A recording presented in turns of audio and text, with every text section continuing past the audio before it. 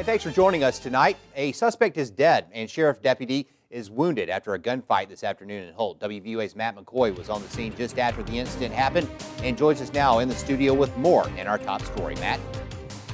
Thanks, John. It's something no family wants to have happen just 2 days before Christmas. For the family of sheriff's deputy, they're left with a loved one injured. For the family of the suspect, they're now left with a loved one dead. Earlier, I spoke with the sister and the mother of the suspect, Bonnie and Barbara Mullenix, and police as they investigate this deadly shooting. It was a scene the Mullenix family never thought they would have to see. None of this should have happened. And we love my brother very much. According to the Tuscaloosa Police Department, shortly before 3 o'clock Friday afternoon, the Sumner Grocery in the community of Holt was robbed. That's when the Tuscaloosa County Sheriff's Department says a deputy made contact with the alleged robbery suspect's car. According to Sergeant Andy Norris, the deputy was shot at and wounded. That's when Norris says the deputy fired back, killing the suspect. According to family on the scene, the suspect was 29-year-old Barry Neal Mullenix Jr. My brother was a very outgoing, very helpful young man. He was, the ladies liked him, but he would help anybody with anything, no matter what. And he deserved better. He really did. He deserved way better than what they gave him today. According to Mullenix's sister and mother, his 3-year-old niece was in the car when the shooting took place, but was not wounded. The Alabama Bureau of Investigation and the Tuscaloosa County Metro Homicide Unit is investigating the shooting. There will be more information released about the case tomorrow morning. That's when there will be a press conference by the Tuscaloosa County Sheriff's Department. John? All right, thank you, Matt. And I'm joined now by Tuscaloosa County Sheriff Ted Sexton. Sheriff, we appreciate you coming in tonight, spending part of your evening with us. Thank you. I know you can't release his name, but I do want to ask you, how is your deputy doing tonight? I just left Druid City Hospital. The deputy was shot in the leg. He's doing very well. But this is a very unfortunate incident. Unfortunately, it was driven by a suspect who first fired at the deputy, and he returned fire, killing the suspect. Right. Let's talk about it. Around 2:45 this afternoon, a robbery in Holt. Your department responds. Take it from there. Tell us what happened. Well, we're still very early in the investigation. As you said, Right. We're going to release more information tomorrow. This is a process that has a number of different folks involved. You mentioned Alabama Bureau of Investigation and the homicide unit. We also have the DA's office and others involved in this process. What will happen with this is the investigation will be presented to a grand jury to review all aspects of this case. But basically, at about 2:45 today, a robbery occurred. Shortly thereafter, a deputy responding to the scene came across a possible suspect. He was fired upon. Deputy returned fire back. Deputy was wounded. Suspect was killed. Tuscaloosa News reports tonight that Barry Mullenix Sr. was also taken into custody. Can you comment on that? Well, again, we are very early in the investigation. Sure. We will clarify a number of different things tomorrow, but I know Mr. Mullenix was a witness. I'm not aware at this time that he's been arrested on any charges, but we will clarify all those issues tomorrow at 9 o'clock.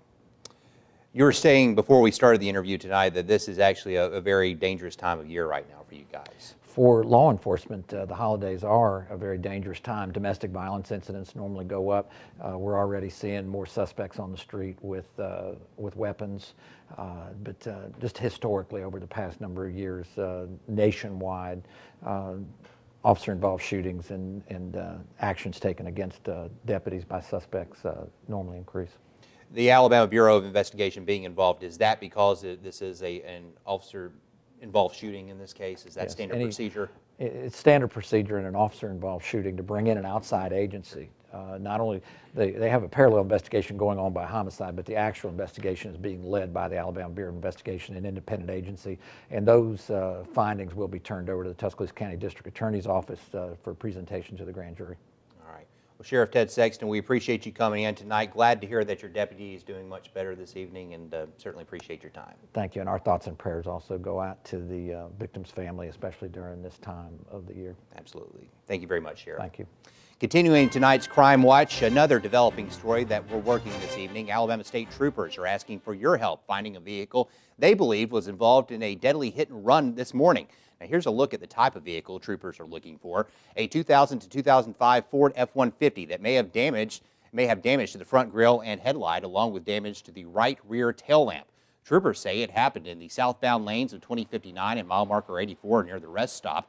Traffic was rerouted until about 10:30 this morning because of the investigation. Troopers aren't releasing any more information right now about the circumstances or who the victim was with.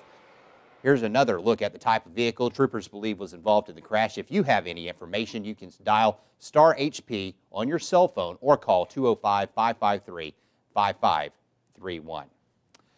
On a much more lighter note, over 200 children in West Alabama were able to celebrate Christmas a few days early today. The Tuscaloosa Police Athletic League held its annual Christmas party, and this year's celebration was just a little bit more special than years past. WVUA's Jennifer Edwards has our story. Children in Tuscaloosa's PAL program received what they wished for from Santa this year. Bikes and coats were just a couple of those things. So many individuals within our community are Santa Claus for these children. The donations, gifts that are provided for these kids. And in November, receive a wish list, and from bicycles to clothes to electronics to gifts that they put on their wish list are provided for these children. The children that received the gifts had nothing but good things to say. Happy, surprised. Yeah. Is this a good Christmas for you? Yes. It was exciting, happy. I was happy that I got my bike. To some, this may be just a bicycle, but to the children here, there's a bigger meaning behind it.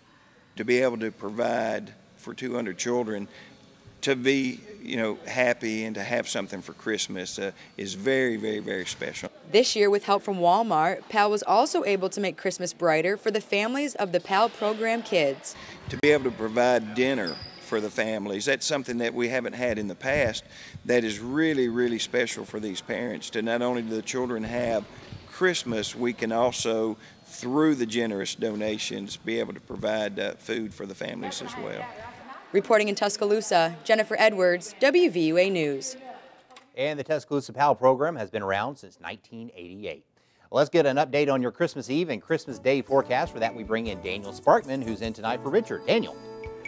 Hey, John, Christmas actually gets started in just a few hours for those folks over in parts of Asia. So we're going to take a look at Santa's flight. He starts off at the North Pole, like I said, in just a few hours, takes his way across Asia and then eventually across Europe and parts of Africa. And he's going to eventually make it back here to the U.S. And when he gets to the southeast, he can expect some showery weather. Christmas Eve forecast 58 degrees. Some showers could roll in Christmas Eve night ahead on Christmas morning, but your Christmas morning we're looking at about a 50% chance of rain throughout the day on Sunday. 61 for the afternoon high. We'll have your full 7-day forecast coming up, John.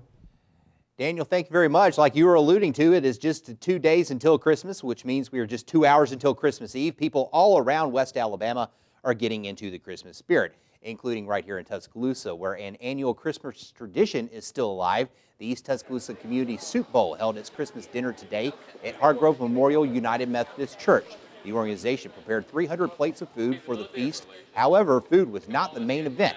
Director Charlie Simmons says that the dinner is not about what's on the plate, but rather the people around it. We come together to celebrate the reason for the season. We come together to celebrate Christian joy and fellowship and to have a good meal.